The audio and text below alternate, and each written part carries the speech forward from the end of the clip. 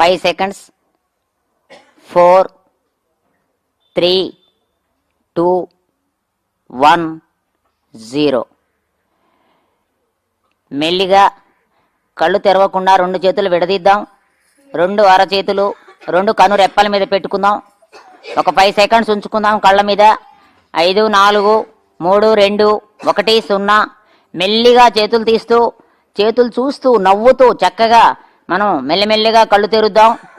చక్కటి ధ్యానానికి ఒకసారి గట్టిగా క్లాప్ చేద్దాం.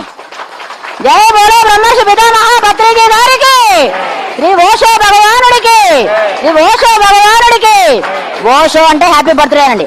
ఓషో ఓషో ఓషో. మరి ఓషో క్రాంతి పిరమిడ్ ధ్యాన మందిరంకి, ధ్యాన జగత్తుకి, పిరమిడ్ జగత్తుకి, శాకాహార జగత్తుకి, సంత్ సదానందగిరి మహారాజుకి. సార్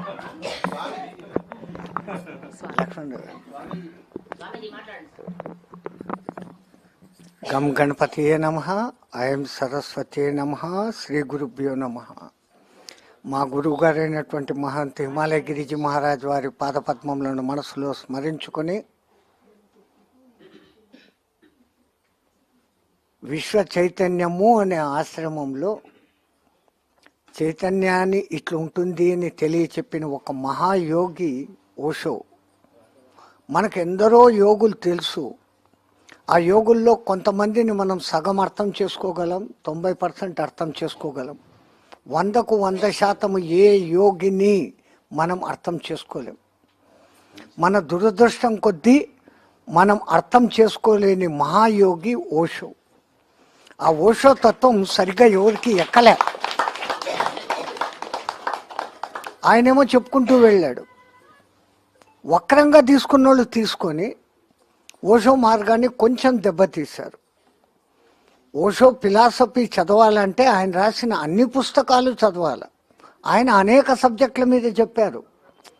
మనం దాంట్లో గట్టిగా ఒక్క సబ్జెక్టు పట్టుకున్నాం, వ్యక్తి స్వేచ్ఛ, సంపూర్ణ స్వేచ్ఛ అనేది పట్టుకున్నాం. దాన్ని విచ్చలవిడి స్వేచ్ఛగా మార్చుకోవడంతో ఓషో సంస్కృతి కొంచెం దెబ్బతింది.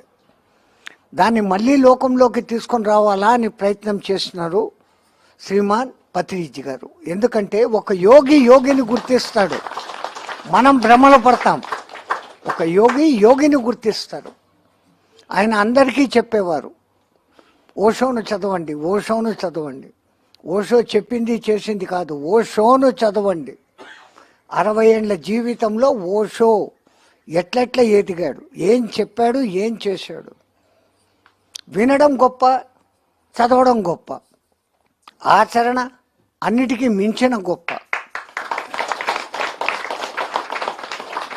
సో ఈ పొద్దు ఆ మహానుభావుడి పుట్టినరోజుల్లో ఆయన పేరు మీద ఒక అద్భుతమైన క్రాంతి ఏర్పడాల. క్రాంతి అంటే విప్లవం అనే అర్థం ఉంది, క్రాంతి అంటే మార్పు అనే అర్థం ఉంది, కాంతి అంటే వెలుగు అని కూడా అర్థం ఉంది.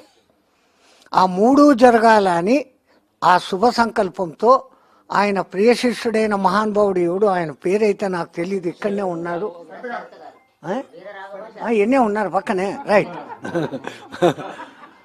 ఆ మహానుభావుడి పుణ్యమా అని ఇక్కడ ఓషో పిరమిడ్ అని వచ్చింది.